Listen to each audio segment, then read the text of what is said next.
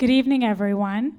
My name is Wasim Ali, and I am the Administrative Director of the Desmond Tutu Center for Peace, Reconciliation, and Global Justice.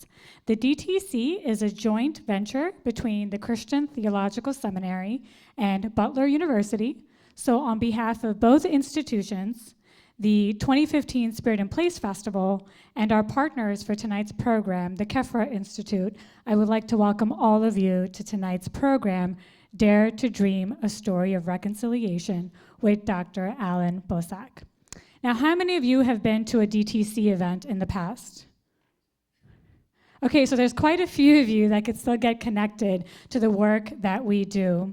The DTC offers multiple platforms and avenues to engage in conversation and action on issues that affect all of us.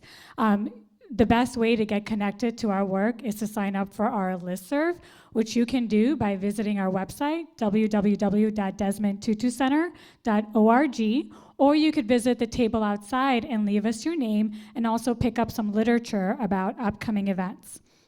Now, today's event is also a part of the 20th anniversary of the Spirit in Place Festival, which is supported by the Lilly Endowment, the Allen Woodall Close Charitable Foundation, the Bolson Group, the Polis Center, the Indianapolis Foundation, the Central Indiana Senior Fund, and many other supporters, as you can find in your program. Aside from showing some monetary support, there are other ways that you can support the work of our centers, and that's by showing us some encouragement on social media. So please find our Facebook page, the Desmond Tutu Center, or Spirit ampersand Indy, and use our hashtags, hashtag DTC Talks and hashtag SP Indy, to share pictures and messages about your experience tonight. Now, today's program will be about 90 minutes long, including a Q&A session that will take place after the talk. Our speaker of today is DTC's Executive Director and Chair, Dr. Alan Bosak. Alan lived through one of the darkest times in South Africa's history, the apartheid. Under the oppression of racial bigotry, Alan managed to stand up against biased government legislation and work towards a more inclusive future for South Africa. He was and remains one of the key voices supporting human rights and condemning discrimination in South Africa and around the world. But before we hear from Alan and how he dared to dream for his home country, South Africa, we are going to hear from our very own future leaders, youth from the Kefra Institute. So please join me in welcoming Asli MY Africa, Ajani Johnson, and Rasul Palmer, all interns at the Kefra Institute.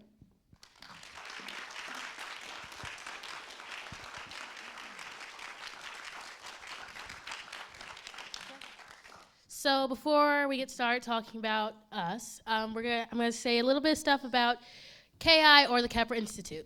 So we focus on youth empowerment through mentorship, leadership, and critical thinking. We have initiatives that kind of help us move forward with that, like our urban agriculture, which me and Johnny are part of, and our technology piece, which all three of us are a part of. Now we're gonna talk about ourselves. My name is Asli My Africa. I'm 13, and I'm an intern at the Kefra Institute, and I'm currently homeschooled. My name is Johnny Johnson. I'm 13 years old. I'm an intern at the Kefra Institute, and I'm an 8th grader at Eastwood Middle School. My name is Russell Palmer. I am 19 years old. I am also an intern at the Kefra Institute, and I'm a current high school graduate. What I do right now at the Kefra Institute, I'm kind of focused on a few initiatives. The first one is urban agriculture. So that means that I work with the garden, and I also do composting, and I do a little bit of aquaponics with Ajane. I'm also part of the social documentation team, which is filming and editing, like the video we're going to show you today. And I'm also newly a part of the marketing team, and that means I tweet, Facebook, Instagram, you name it, and I do that for events we're holding at KI, where we're going, and stuff like that. What I do at KI is I am a part of the video work team with Asli. We do video work kind of at places like this at our own programs. I'm part of the Urban Ag team with Asli. We usually work at the garden and stuff. I'm also aquaponics team. We have our own aquaponics system at the center, and I'm kind of one of the people on the team that takes care of that. And I'm also on the social media team where we go to projects like this, and we kind of tweet out where we are, what we're doing, and I'll do it. no, I'll do it. Okay. So aquaponics is a way to sustain fish and crops in the same environment. The fish give to the plants, and the plants give to the fish. My role at the Kepler Institute is along the lines of an IT person. I help manage the maintenance of the computers in the facility. I also help troubleshoot websites in the back end of our organization. I also teach mobile app development classes currently. And I'm also a member of Canu Media, which is a graphic design and web design company. We have our business cards on each in the seats if you want to learn more about the organization. And if you want to get a little bit more details, talk to this guy right here, Alvin Sangsanwango, who could tell you more detail about what our organization can offer. And before we go on with the video, we're going to briefly talk about kind of how we got into KI. I first started in about 2006 or 7 after tagging along with my older brother and father, Khalil My Africa. And my older brother is currently at another Spirit in Place event at the IMA. And I first started going just to tag along and look at the weekly roundtable meetings that the center would hold. And through that, I was like, oh, well, this is interesting. I like to talk a lot, so maybe I start coming and I start talking and speaking on different panels. In 2011, my father opened the KI Community School, which started because me and my older brother were having some issues in the public school system. So he led the school for about 4 years, and then he wanted to focus on younger kids.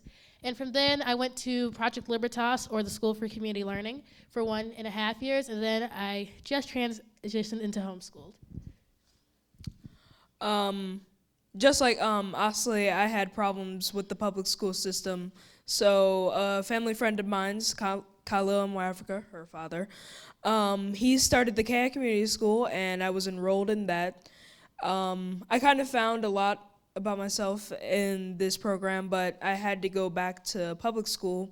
And 2 years after I got back from public school, I kind of contacted KI again, and I kind of said, hey, I want to get back into the flow into things, and so I'm back now. I first got involved with the Kepler Institute as well with these two here at the KI Community School. Unlike them, I continued to be a student in the community school until I graduated and got my GED. And I've been working with the organization as an intern for the last 7 years now, ever since. And now we're going to talk about this video that we prepared today. So when Wasima actually came to the center and asked us if we wanted to do any projects for this event at the with the Desmond Tutu Center, we were thinking, we could have a panel, we could have a Q&A, and we decided to stick with a video because video editing and filming is something that I've been doing for about 3 or 4 years now, and it was something that we were all comfortable with, so we were like, okay, that's cool. Now what's our theme going to be? At the other event that we're having at the IMA that's going on right now, we did a video with seniors asking them what their dreams were. So for this one, we decided to do youth from ages 9 to 15, and we asked them what their dreams were, what were some of their obstacles, and the whole process was really fun and interesting because we got to, see kids thinking, oh, what do I want to be when I grow up, and what's stopping me from doing it right now, so that was really cool. We also got to hear them say what they want to give to people who also have dreams, so it was pretty fun, and it was a really interesting process going about it. So without further ado, I hope you guys enjoy our video talking about dreams and youth. Thank you.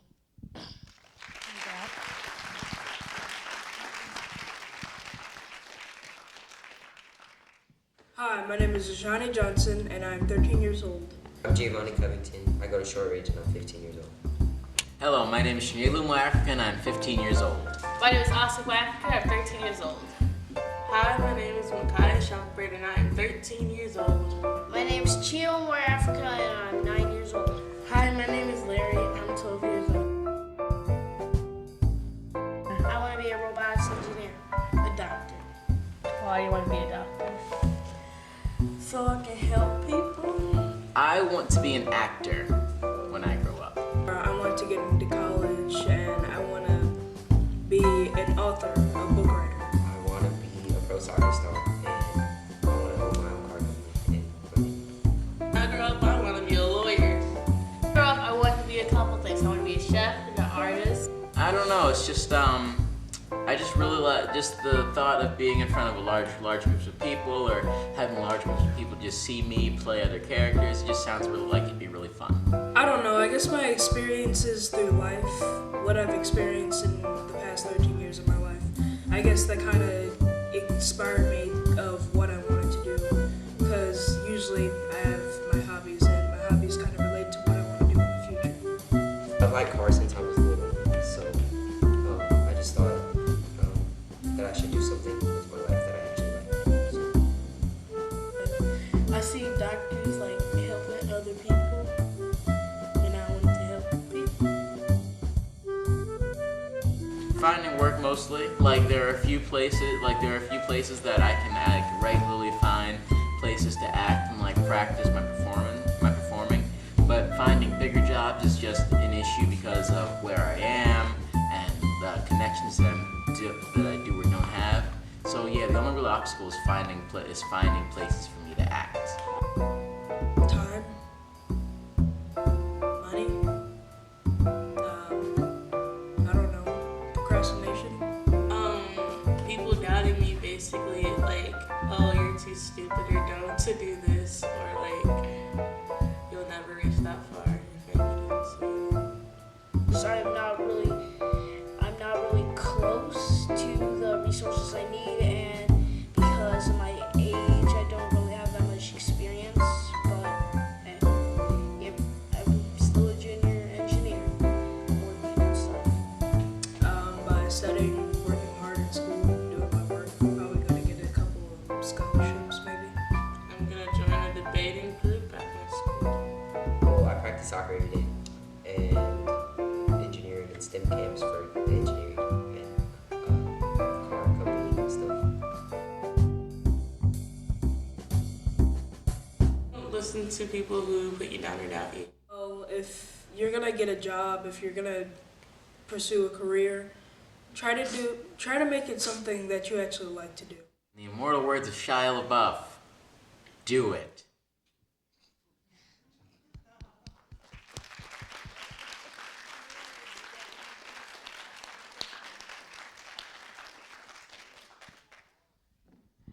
And I have to give it up to Osley because Osley was a big part of putting this video together. And so please another round of applause for Osley, My Africa. So without further ado, I would like to invite Dr. Alan Boesak to the stage. For almost 15 years, the National Party of South Africa enforced racial segregation through legislation, sparking many civilian uprisings against the Kruger repression. Alan Boesak lived through this time and worked tirelessly along Archbishop Desmond Tutu and Nelson Mandela to promote activism and abolish the apartheid. Alan grew up in Western Cape, South Africa. He studied at the University of Western Cape and earned his doctorate in theology from the Protestant Theological University in Kampen, Netherlands. He is a theologian, humanitarian, prolific author, and tireless advocate for social justice. An abbreviated summary of his leadership from 1970s through the dawn of the 21st century include numerous board positions, teaching roles, chairman titles, and scholarship roles. He has also served as the president of the World Alliance of Reformed Churches, as a founding member of the Ecumenical Association of Third World Theologians, and as an advisor to the Apartheid Commission of the UN. Dr. Boesak has authored 17 books and edited and co-edited 4, in addition to publishing numerous articles on theology and politics. So please welcome Dr. Alan Boesak, DTC Executive Director. Thank you. Thank you very much, Wasima, for that introduction, and thank you, friends, for coming tonight. They told me we're going to have a conversation, so to make me feel totally at home and comfortable, they give me this high, uncomfortable chair. But I'm also told it's cool to sit on a high chair and talk to people. So let's hope it works. I'm very happy to have you here tonight. Thank you so much for responding to this invitation. I think that the organizers had in mind that I should talk a bit about how I kept my own dream for reconciliation in South Africa alive. And the more I thought about it, the more I think that no, maybe I should not talk so much about myself. Also because my dream for my country and my dream for reconciliation in South Africa is always embedded in the dreams of our people. I cannot see myself as disconnected from the people who have been in that struggle long before I was born, and the people who are continuing the struggle for greater justice and dignity in South Africa, even as we have won the first battle against apartheid and we brought those walls down.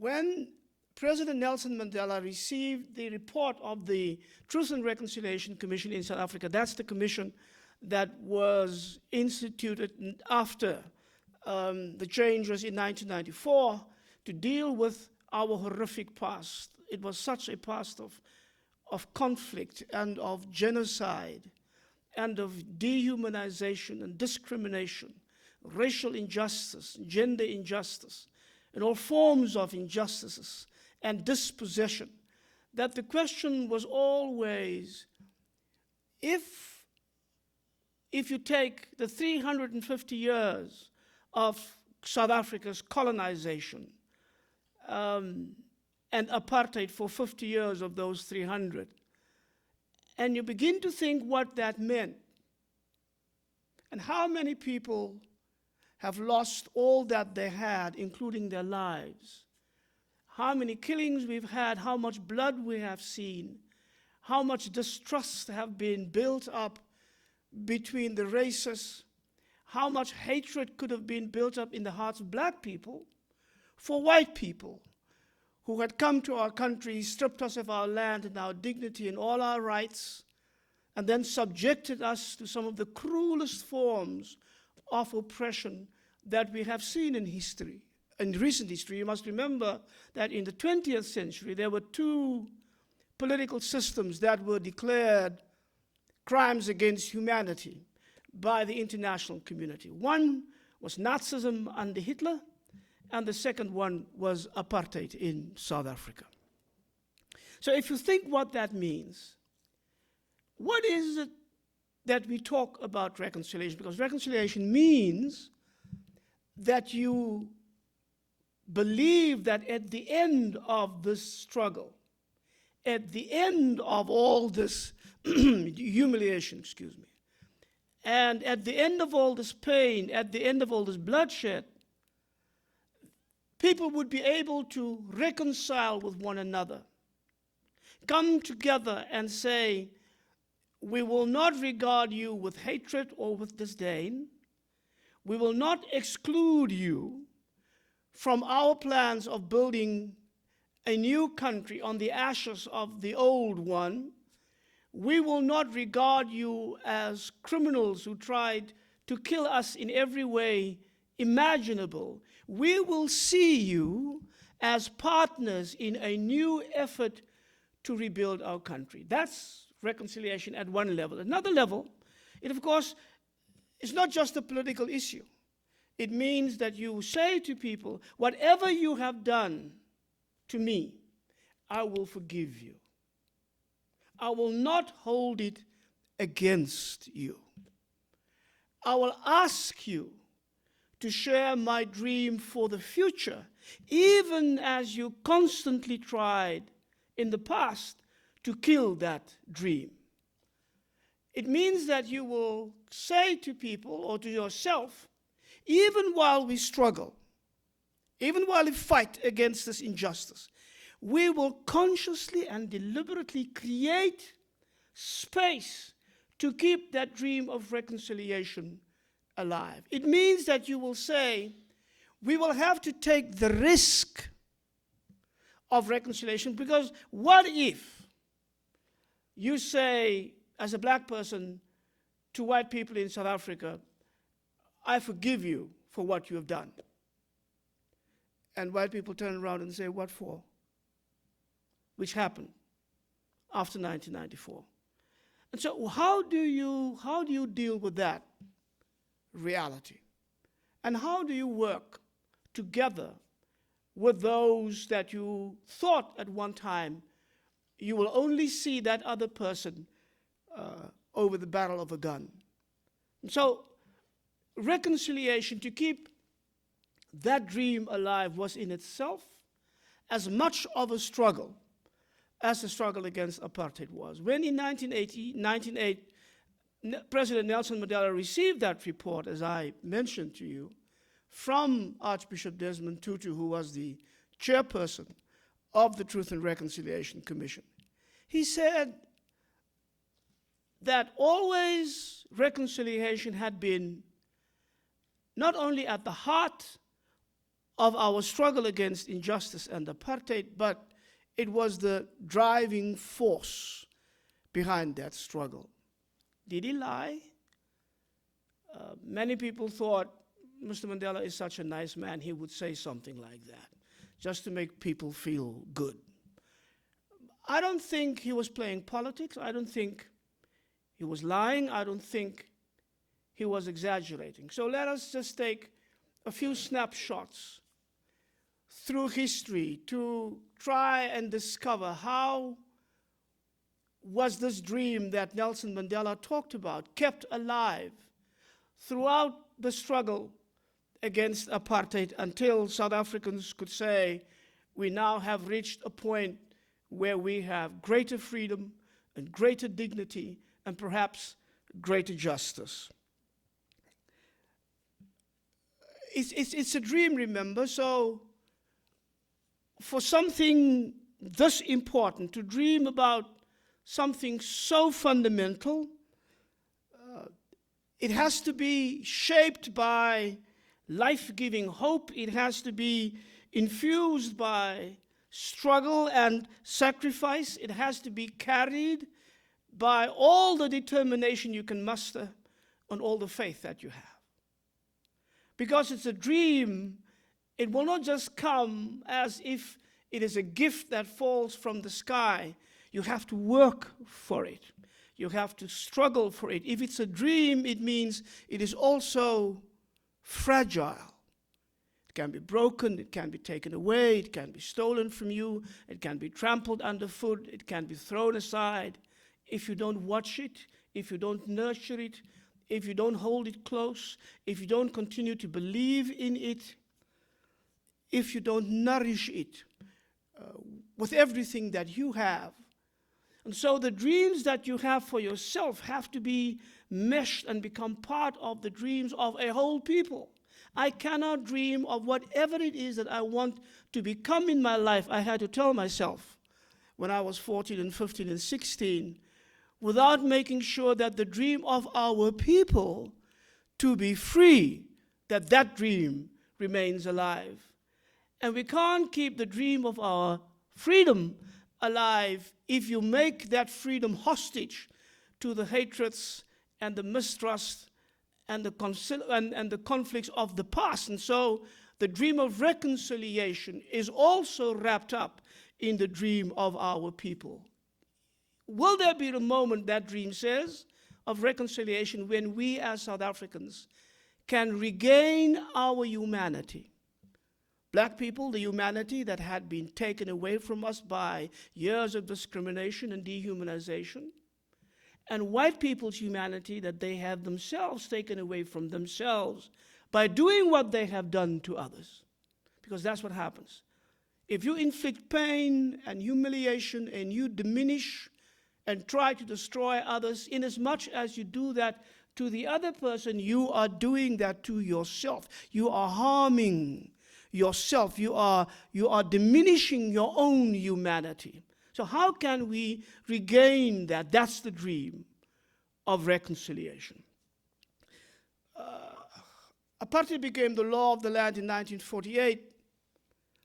And very soon, black people needed to understand, as one law was passed after the other, that really wanted to make it plain that we have no right to be in the country of our birth. We have no rights in the country of our birth. We have no security in the country of our birth. We have no future in the country of our birth. Every single law, in every facet of life, at every standard, at every level, whatever you can think of, apartheid made sure that it covered all of that. It was in that sense one of the most comprehensive and totalitarian and efficient systems of oppression that our recent history has ever seen.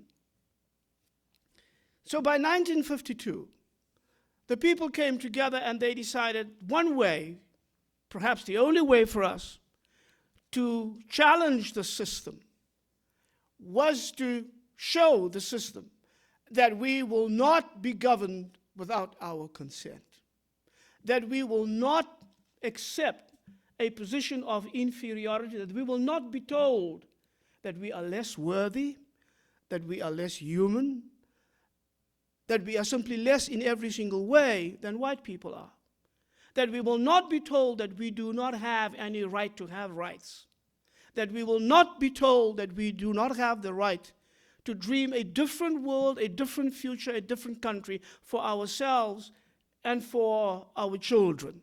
And so they came together, the people under the leadership of the African National Congress, who was then at that point led by Chief Albert John Mvumbe Latuli, one of the greatest leaders of our country, a man of deep faith and of deep convictions, a Christian who said to himself that I am in this struggle because my faith compels me to stand up for what is right and for justice and for freedom in South Africa. And so they called that campaign, was what we call a campaign of mass rolling action, civil disobedience.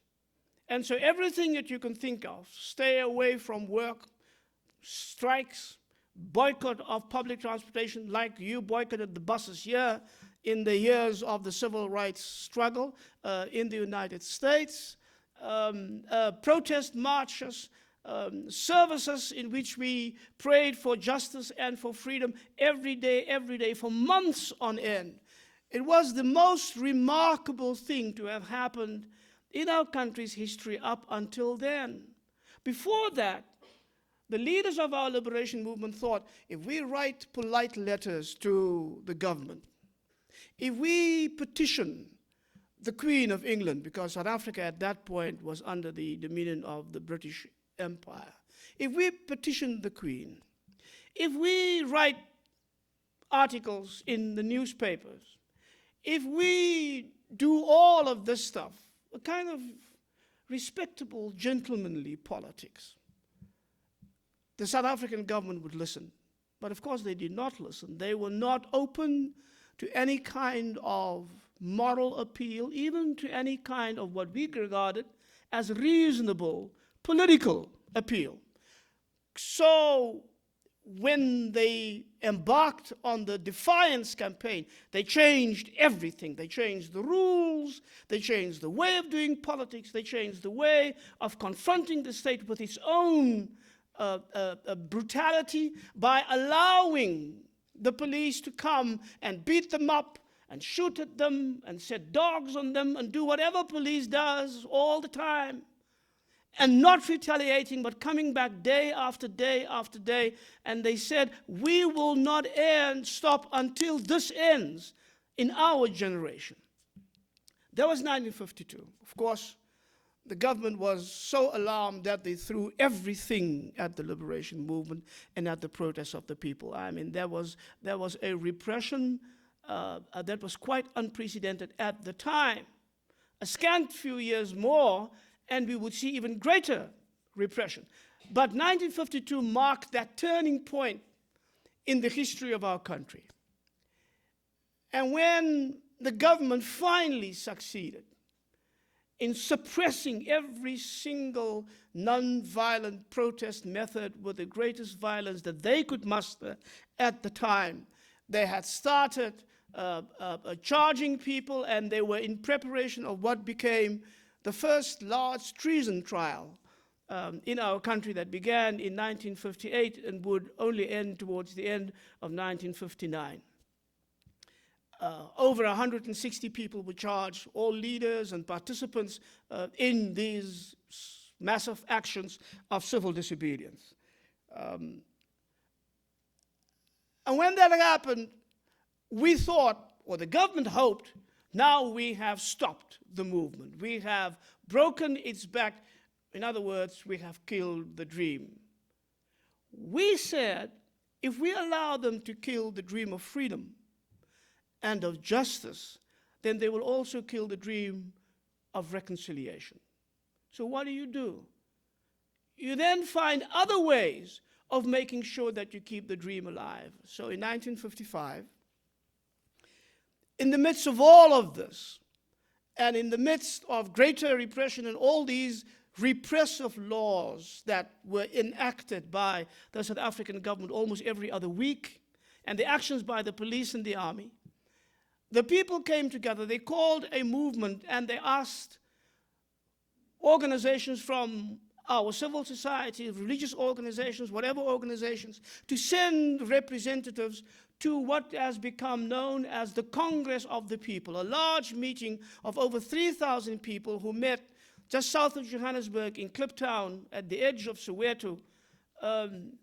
And at that Congress of the People, they talked about the situation. They asked themselves, what is our response to the oppression? What is our response to apartheid? What is our response to the annihilation of our rights? What is our response to the murder and the killings and the violence? What is our response to apartheid that wants to separate South Africa's people according to race and ethnicity, what we later called this unique system built on South Africa's conception of pigmentocracy. So the lighter your skin, the more privileges and the more power and the more freedom and the more justice you get. The darker your skin, the lesser all of that. That's pigmentocracy. So what was their response? They drafted, wrote and adopted a document that became known as the Freedom Charter. It was one of the most amazing documents. It still is, in my view, politically, historically. You can check it out. If you go onto Google and you ask for the Freedom Charter, you will find what it says. But the Freedom Charter's amazing thing was it did not begin by listing the grievances of the people. It did not begin by listing the crimes of apartheid. It began with these words: South Africa belongs to all who live in it, black and white. It was a sentence that captured what I was trying to say.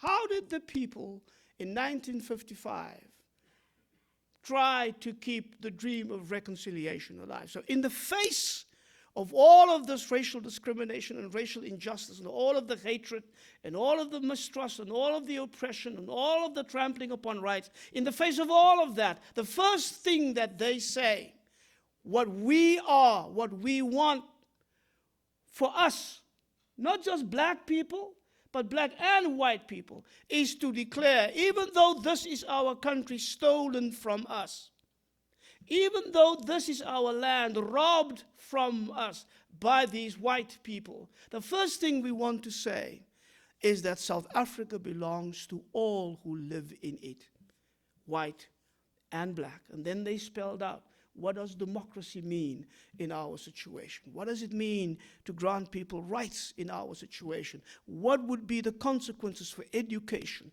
What would be the consequences for building a new culture? All of that is in the Freedom Charter.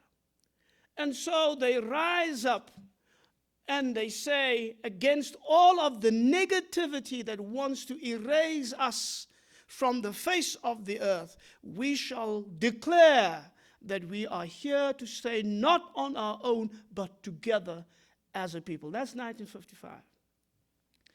Then the government enacted more laws. One of the most pernicious was the pass laws that said there is a white South Africa that belongs to white people. That's 73%, 77% of the land. And there's a black South Africa, 13% of the land, that we will give to you, the original owners of this land. If ever you want to come into white South Africa to come and work in our factories or whatever, you need an identity document that they call the passbook. If you are caught without your passbook, you can be put in jail. You can be deported, if such a thing is even thinkable, to be deported from your own country, and put in one of the what became known as the Bantustans, the homelands, miserable pieces of land that they had reserved for black people. Your family was not allowed to come with you, so black laborers in the mines, for instance, would see their family once a year for 2 weeks, and that would be it. You can imagine the destruction that this wrought on black family life. And so when they wanted to expand the pass laws to women, the women said, we will not take this. And so in 1956, 20,000 women got together, and they marched to Pretoria, the capital of South Africa, to the Union Buildings, which houses the offices of government and the Prime Minister's office. The Prime Minister's name was Strydom. And they marched, all of them. They did not ask the permission of the men. So at the same time, while they were challenging the South African government, they were also challenging the rules of patriarchy that were still very much alive in the liberation movement. They did not ask the men, please help us organize this. They did not ask the men, please help us write the petitions. They left the men all out of it. They told them, in fact, you stay out of it. This is ours. They did not ask the men to come and walk with them to protect them in case they were attacked. They said, remember, we'll take care of it. You just stay home and you think about what you can do. So the women went, 20,000 of them. And they did two things. Well, they did a lot of things. They changed the way the liberation movement thought of the role of women. They changed the participation of women in the struggle. They changed the perception of the leadership of women in the struggle. It was enormous, those things that they did. But as always in our struggle, and with black people is always the case, they sang. And so they invented for that struggle one new song, and they sang one old song. The new song that they invented, in translation, goes like this. Strydom, they call the name of the Prime Minister. You have touched a woman, you have struck a rock, you will be crushed.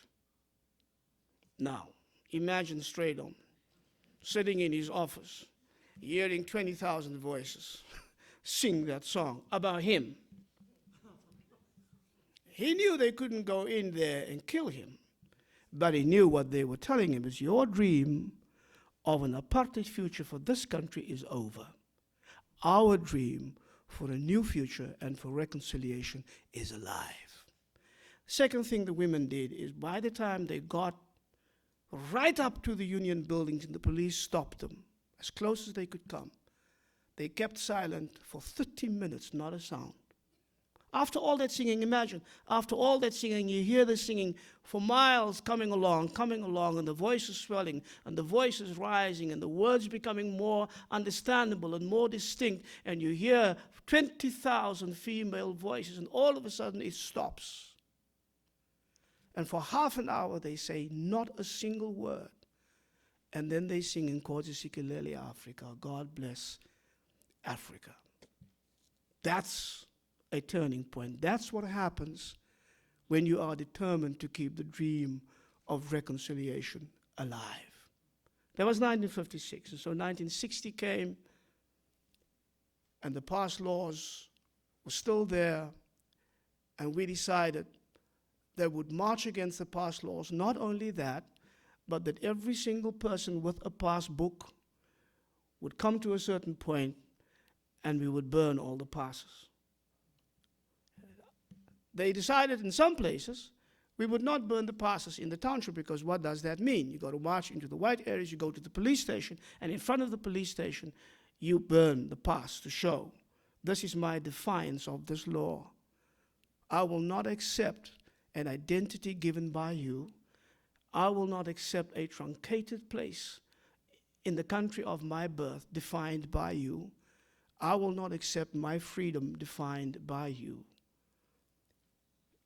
All nonviolent protests, marches, and in Sharpeville, close to Johannesburg, the police came out, used live ammunition, shot at people, killed 68, wounded over 180, most of them shot in the back as they tried to run away from the live ammunition fired at them. That's 1960. So the Sharpeville massacre is another turning point, because it is the first time that the South African government has killed so many people at one time in terms of the apartheid struggle. And it was a turning point because they thought really this time, with so many deaths in one day, they have killed the dream. And for a decade, it seems as if they had succeeded. After Sharpeville, the government enacted more repressive laws. More people were banned. Banning means that they can put you under house arrest. You're not allowed to speak to more than 2 people at a time. You're not allowed to leave your house. You cannot read certain things. You cannot publish. You cannot speak publicly. You cannot go to public meetings or even to the church unless you get special permission. So it's a punishment that involves almost total isolation. And it lasts for 7 years, and it can be renewed by the Minister of Justice. And that was at the order of the day after 1960. That's when they began to arrest people. They forced many of the leaders of our movement into exile. They imprisoned others. Thousands of people had fled the country. That was the time when Nelson Mandela and others were arrested, and they were brought to court in what became known as the Rivonia trial, and they were meant to be sentenced to death, and by some fluke, the judge says, no, we will not kill all of you. We will commute the sentence to life imprisonment on Robben Island. That's when Nelson Mandela went and did not come out until 27 years later. They thought then that they had killed the dream. We couldn't hear our leaders. We couldn't hear their voices. We couldn't see their faces. We couldn't talk to them. We couldn't hear if they wanted to inspire us. You can imagine what that means. So everything was driven underground, and for more than a decade, there was just silence politically. Until the 1970s, and this was a quite remarkable thing, because then it was a totally new, younger generation that stepped in. Steve Biko, one of the most iconic names in our history, who brought us the philosophy of black consciousness, who began to tell us this thing that you are being told that you are worthless because you're black, that you can't think for yourself because you're black, that you're only good for service work because you're black, that you have no right to dream something bigger for yourself because you're black, that you have no culture, that you have no understanding, that you have no innate wisdom, that you have no worth. That, he says, is utter nonsense. And you begin a new revolution by explaining to yourself who you really are. And once you understand who you really are, then nobody else can tell you what they want you to be. So that's where we began in the 1970s, early 71, 72. By 1976, the young people of South Africa understood that, and that's when, on June 16, 1976, the young people of Soweto rose up and marched down the streets of Johannesburg and began what became known as the Soweto uprisings that would not end until, in other names of course, until apartheid fell. On that very first day, again, marching down the street, all they had in their hands were placards. You could go back, check those pictures, and see what those placards say. And the first boy to die was Hector Peterson, who was 16 years old on that first day. After that, hundreds of kids over the years between 1976 and 1990 had been killed by the army and by the police. But in 1976, they had said to themselves and to the country and to the older generation, you have fought that battle, you haven't brought it to fruition, there's still much to do. Now, it is our time. It is up to us. So they placed at risk their own future, their own hopes, their own dreams for themselves, their own aspirations. Who wants to go and die on the street when you're 16 and you dream of going to college? Or you want to build a life for yourself? Or you see and you become aware of the skills and the talents and the gifts that God had given you. You give all of that up and you go into the streets and you put your body on the line and you put your life at risk. Not for yourself, because you have no idea where this is going. You have no guarantee where this will end. You have no guarantee that at the end of a year or 2 years you would have won this battle. All you know is this is the most ferocious enemy that you have ever faced, and you had better prepare yourself, and that is what the young people did. When we sat down and talked in 1976 about what do we do and how do we do it, these were the conversations that we have. And at the heart of it is, how do we keep the dream of freedom and the dream of justice and the dream of reconciliation alive? So by 1983, when this has been going on, and in the meantime they have murdered Steve Biko, tortured him to death in a police cell, they have killed so many others, I called for the formation of a new political movement called the United Democratic Front. You see, I should stop. But that became the largest non-racial, non-violent movement in the history of our struggle against apartheid. And it was a movement of black people and white people, young people, driven by young people, mostly led by young people, older people, all walks of life, professional people, workers, students, everybody was involved in that struggle. By 1985, the government had declared a state of emergency. By 1986, they declared a second state of emergency. By the end of 1985, there were 40,000 people in prison, detained without trial, 40% of them children under 80 years old. We had gone every week. There was not a single week where we didn't have a funeral somewhere, somebody who had been killed or shot or tortured to death. In 1985, March 21, Archbishop Tutu and I presided over a funeral of 27 people. I will never forget that, because I sat there and I was so angry. And I kept counting all those coffins. And I kept counting. When I counted this 27, I counted the small coffins, the kids' coffins, in between the larger coffins, because I wanted to remember. This is what happens when you want to keep the dream alive. No joke. This is not theory. This is not pious talk. It's not about speeches. It's about that. But it's also about singing. You remember the women? And so we sang. And I'll tell this one story and then we'll end, because we've got to chat a bit. In 1985, we had a prayer service for Nelson Mandela's release in my church. And as usual, the police come. And at first they were sort of on the fringes.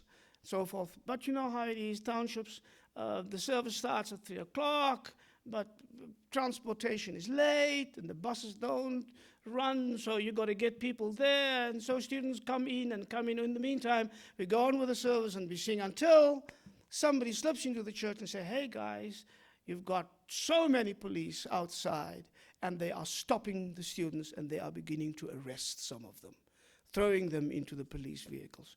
So what do? We say, well, we stopped the service in the church, but we continued the service in the streets. So we left the church and singing till we got into the street where the police were actually stopping the children. And there were 2 or 3 of these police vehicles. And the students then began to dance around these policemen and their vehicles with the students inside. And they were singing as they were dancing. They were singing as they were dancing. And I should actually demonstrate this, but this chair is too high to get off. So that's your fault.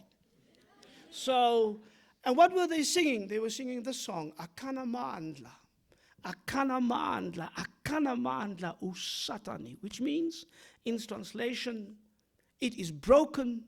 It is broken. The power of Satan, it is broken. But you should see this, because as we sing, of course, we dance. And so as they dance and they sing Akana Mandla, every time they come to Akana Mandla Usatani, they stop and they point a finger at a policeman. So nobody was in doubt that day who Satan was in our midst. But that's what you do. That's how you keep the dream alive. You sing out of the joy of knowledge that even though here they are, and we are facing them with the weapons that they have, what we have in us is the certainty that this will not end here. And so you tell Satan, you may be there, you may have all the guns in the world and all the power you think, but it is already broken, we know. So we can actually say hallelujah at the end of that song. So it was that way of keeping the dream alive, and that is why. And we were there, white students and black students, and when Mandela said it had always been at the heart of our struggle, he was not lying. He was in jail, but he knew what we were doing. And so when finally they said, we've got to say to each other, how do we take this dark and dismal and violent past and turn it into something better for all our people? And that's called reconciliation.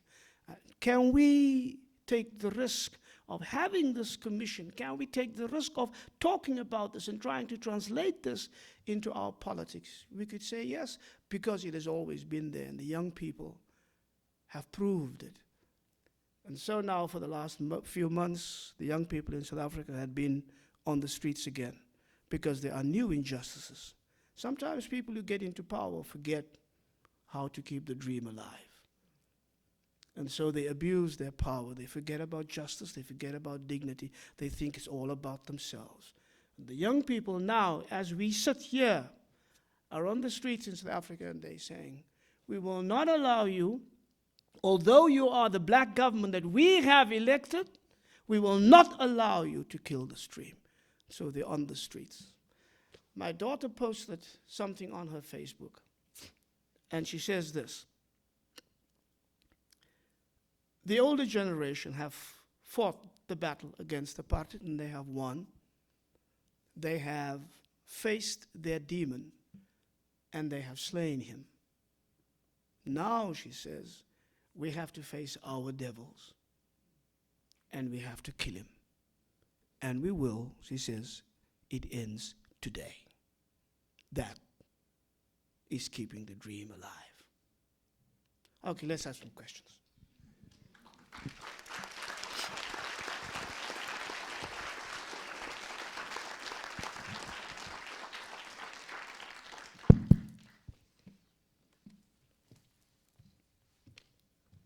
If you have a question, please raise your hand.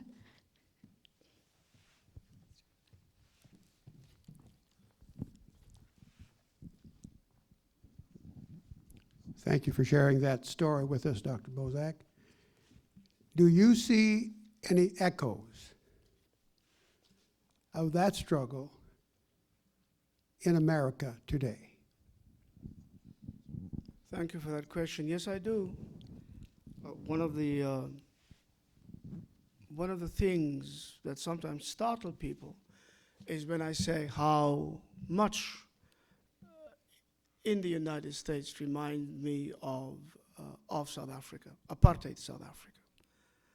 And when I look and see on television policemen in their battle dress and their weapons, assault weapons, and their guns and their dogs and whatever it is, and their siege mentality, nothing reminded me so starkly of 1985, 1986 to 1989 back home. So, yeah, but that's the negative part. The positive part, the echoes of all of that. I've been to Ferguson now 3 times in a row this year,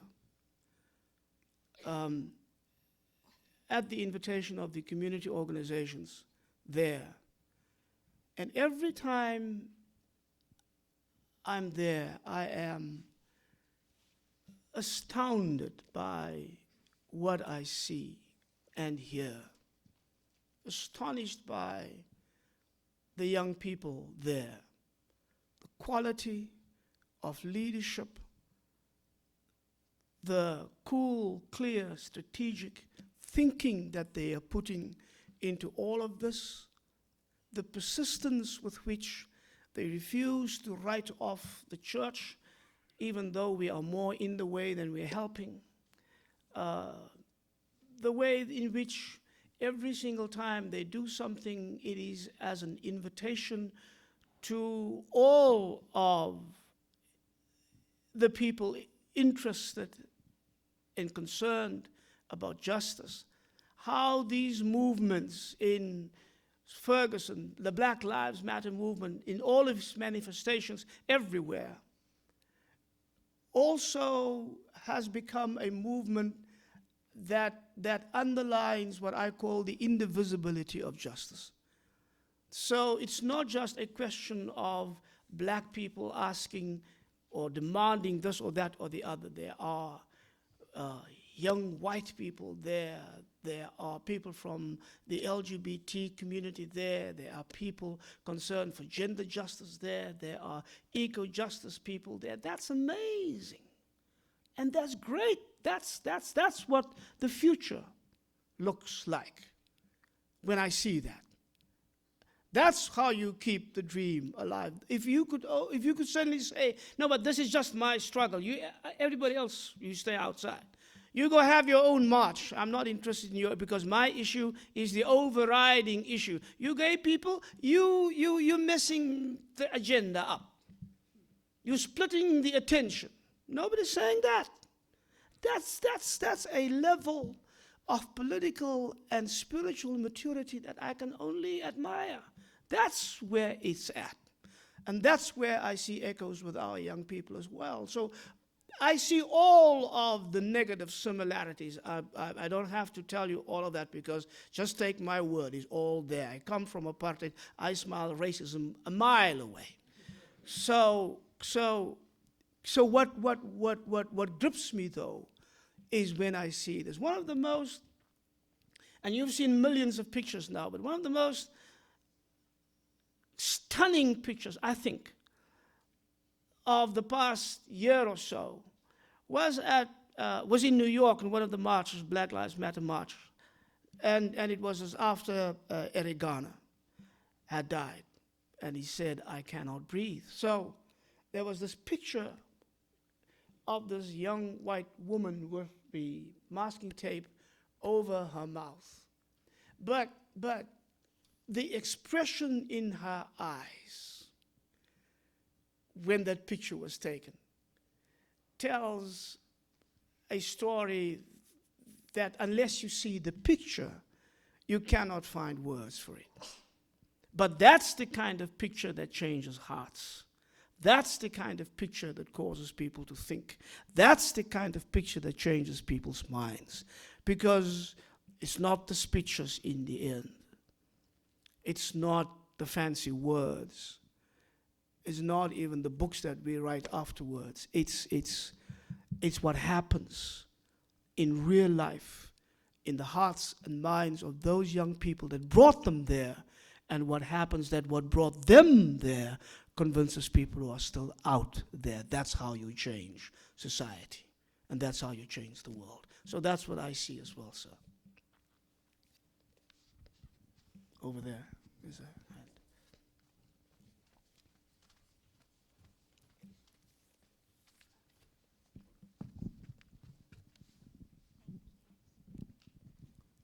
Hello, Dr. Bozak. Hi. How would you respond to a decision like that of Dietrich Bonhoeffer's, who believed that the only decision available to him in the broken situation he was in was to take part in an assassination attempt against Hitler? Well, thank you for that question. That's a question that comes up in every serious struggle. Dietrich Bonhoeffer faced that question. And he began to deal with that question when it became clear that despite 5 years of work in the ecumenical movement and the international community, the world did not seem to begin to understand what Hitler was and where he was going. They have allowed him to take root in Germany. They allowed him to do all sorts of things. We know what Western companies have all invested, even in Nazi time, in what Hitler was doing, strengthening his position, setting aside the anguished questions from those inside Germany who were getting fewer and fewer about, don't you see? Do you really want this to happen? Don't you believe us when we tell you that this is already happening? So when all of that began to happen, and the generals, those who could no longer say, we can stay on as soldiers in this army of this country doing what we are doing. And they began to say the only way, because that's a dictatorship. And Hitler's influence was so vast and so strong and so irresistible to the vast majority of the German people that they thought, here is a situation in which if you remove this one guy, it will actually change the situation. It's not always the case. But that's only the one side. The thing about making a decision to turn to violence is a tremendously important decision in anybody's life. It is never to be taken lightly. In South Africa, Nelson Mandela faced the same question. When, after years and years and years of nonviolent struggle, the South African government responded only with more and more and more violence, Nelson Mandela testified in court and said, when we saw that, we had to make a decision. He said, there comes a time when you have to decide whether you give in, so you submit, or you fight. We decided to fight. And we decided that the fight had to be a military fight. But also he said, we had to decide how much time do we have as a country that we can go on with these useless talks and useless appeals and useless questions to the government. Please, please, please. Albert Luthuli talked about his hand became raw from knocking on a closed door. When comes the time that you say the anger of the people is such that unless the leadership takes control of that anger and try to sort of channel it in different ways, all you will see is uncontrolled terror and violence from the side of the oppressed population. So if we can stop that, isn't that better? That was Nelson Mandela's dilemma, but it's the same kind of thing. Dietrich Bonhoeffer went one step further. Dietrich Bonhoeffer said, I take this decision, but I can never justify this decision. I will not even try. All I can do is say to God, you know the situation I find myself in. You see where we are. And all I can ask you is forgive me. So, no justification, no long reasonings of why and how, all of that nonsense. He just said, I know in what I'm doing, I'm not following the way of Jesus of Nazareth. You remember, that was the time where he had just become overwhelmed by the message of the Sermon on the Mount. So that is a way. When Oliver Tambo became the leader of the African National Congress after Nelson Mandela in exile. And when I met him for the first time, we had this conversation. Unforgettable, really. And amongst others, we talked about violence. And he said to me, we made this decision in 1961. And I will tell you, there is not one night where I go to sleep peacefully. I keep on thinking, is this the right decision? I keep on thinking, what about the innocent lives? I keep on thinking, what about when this is all over? That's Oliver Tambo. And so there are situations when that comes and when that violence seems to be forced upon oppressed people. For myself, by the time we got to 1976 and I'd seen what happened there, I was on the streets, I was in the struggle, but I could never commit myself or even find a good explanation for why violence, in the end, is the better way. It always bothered me. And so, if we have time, you're here so we can talk at some point. All of those things that one has to think about. Not only if I kill this person, what happens to that person, or what have I done to that person, but also the question, in killing that person, what have I done to myself? Because that's what violence always does. It is the blow that you strike at the body of the other is always the blow that you strike at the fiber of your soul. That always happens. And I've seen this too much. So for my life, the choice was different. And when we formed the United Democratic Front, we had three fundamental questions. And one of the questions was whether we would be a non-racial movement, and was whether we would allow white people to participate in this, whether we would be an underground movement like the ANC had tried to be since 1960 and is banning, and what that would achieve. And the final question was whether we could be a non-violent movement in the face of the brutality of the apartheid regime. We chose for non-violence, we chose for non-racialism, we chose for above ground. And that happened to be the formula that worked for us. But I have learned not to judge people who are pushed into that position. I will always hope that they will be open so that we can talk about it, So how do you keep the dream of reconciliation alive when the one you ought to be reconciling with is drowning in blood on the street? That's such it's a thing that you cannot recall, you cannot undo. Blood is bad for reconciliation. When you read theology and those satisfaction theory that they thought up along the way in Western Christian thinking, think about that. Blood is never good for reconciliation, and that's not what the Bible means. Anyway, we can talk about that. Yes, ma'am. I'd like to ask you about international conditions around the world. So there's a lot of violence, there's a lot of repression, exploitation, and I guess my question is, what do you attribute as the underlying cause, and what do you think needs to happen to address it, or I guess you would say bring about justice and maybe possibly reconciliation? The underlying cause of all of this is always abuse of power. Injustice is done to people because they are weak or vulnerable or in a minority position. In the Central African Republic, for instance, all people talk about now is an interreligious war. It's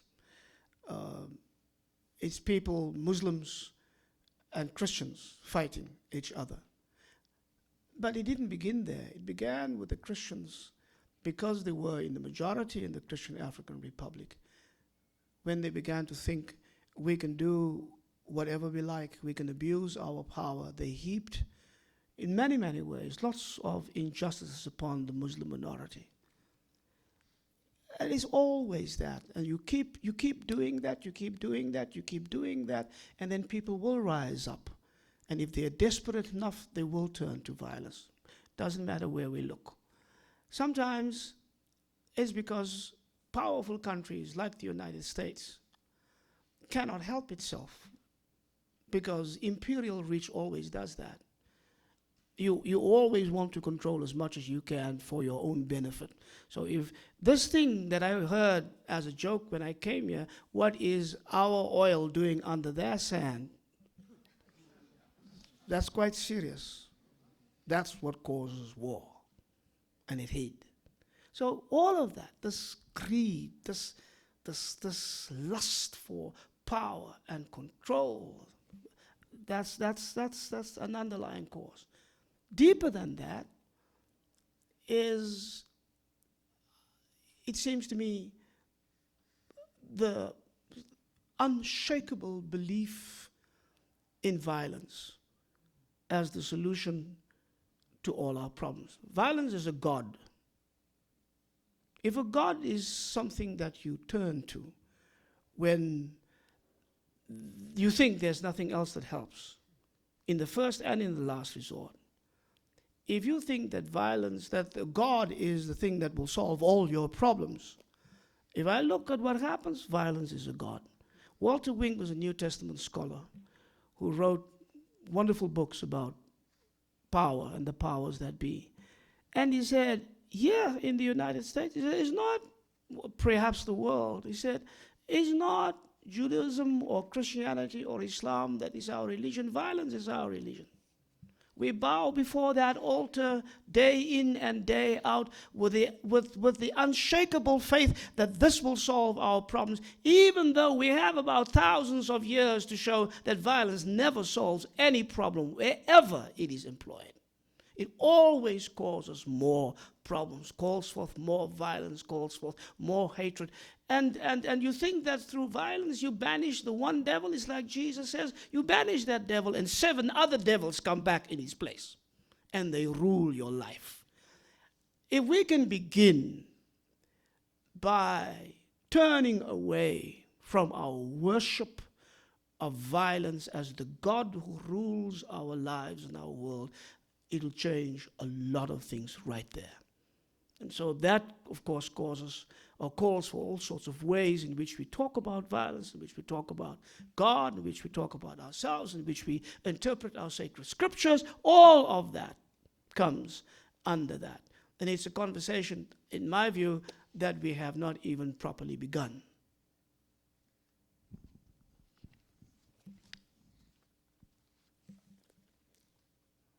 Here's a question right in front, and there's another hand somewhere, or right here as well. Oh, over there. Oh yeah, the gentleman with the blue shirt, and then the gentleman with the red. Right there, right there.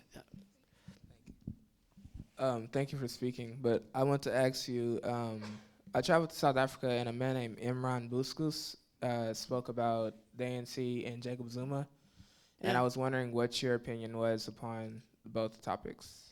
About Jacob Zuma. Jacob Zuma. And the ANC. And the ANC. Yeah, yes, sir. You're determined to spoil my evening, aren't you?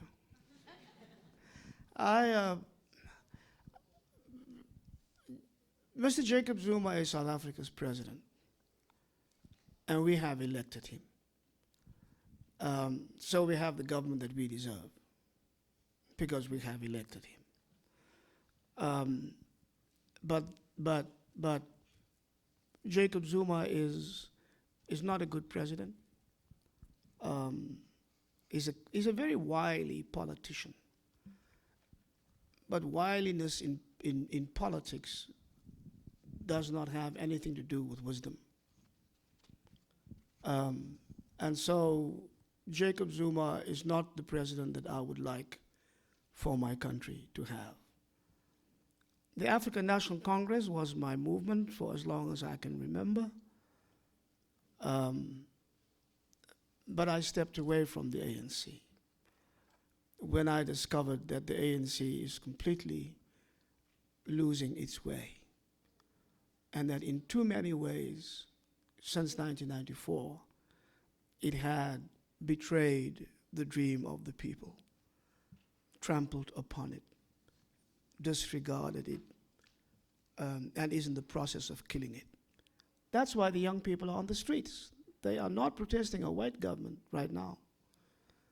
They are protesting the African National Congress government. And the demands that they make, and when they say injustice must fall, they're not referring simply to the carried over injustices from apartheid times, because that we still have, that is true. They're talking about the new manifestations of injustice under this government. And they read their history. And one of the things that I have discovered, and that the young people have discovered, and that you will have discovered if you have eyes to see, is that for black people, having a black face in power is no guarantee for justice. Not at all. And we mustn't kid ourselves. So the color of a person's skin is not the criterion by which you judge their politics. And what you judge them on is what they do with the power that they have when they are in power. How do they use that power for the sake of the people and in the service of justice and peace and dignity? Those are the fundamental questions.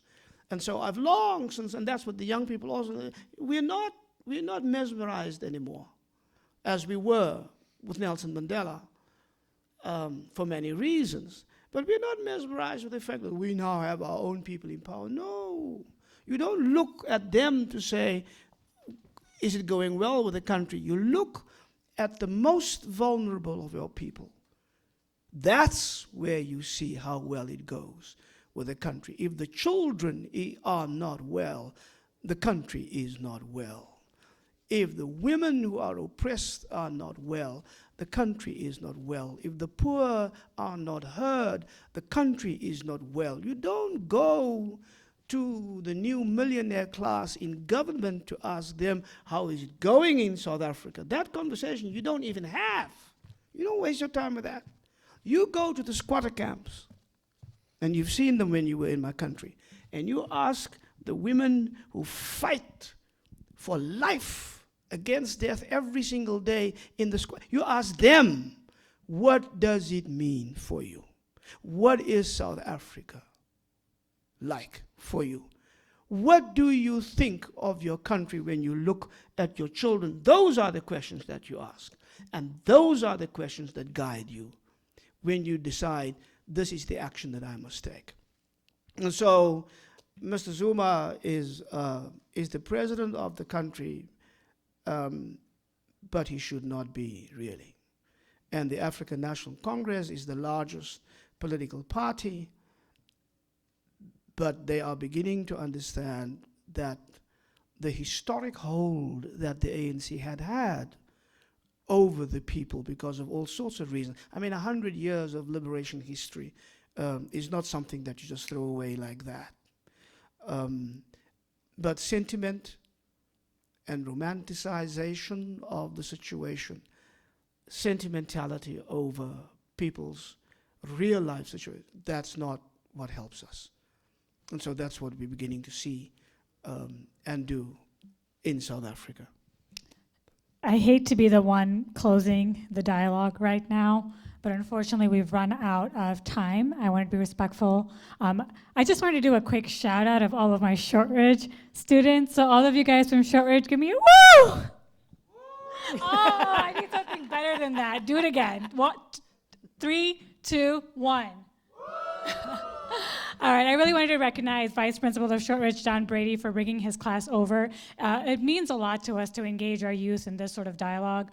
Also, if you have more questions for Dr. Bosak, please feel free to email us or shoot us a question and we can try to get that answered for you. Or come visit us at some of our other events. Dr. Bosak is usually there. Before we close, I would like to recognize a few individuals. Caroline Huang, Angie Brown, and Amy Vanderford, all of the DTC family. Thank you all for your hard work tonight. Also, I'd like to thank Spirit and Plays, as well as, of course, our amazing youth from the Kefra Institute, and all of you for coming out tonight and engaging us in this conversation. Thank you. Thank you very much for coming.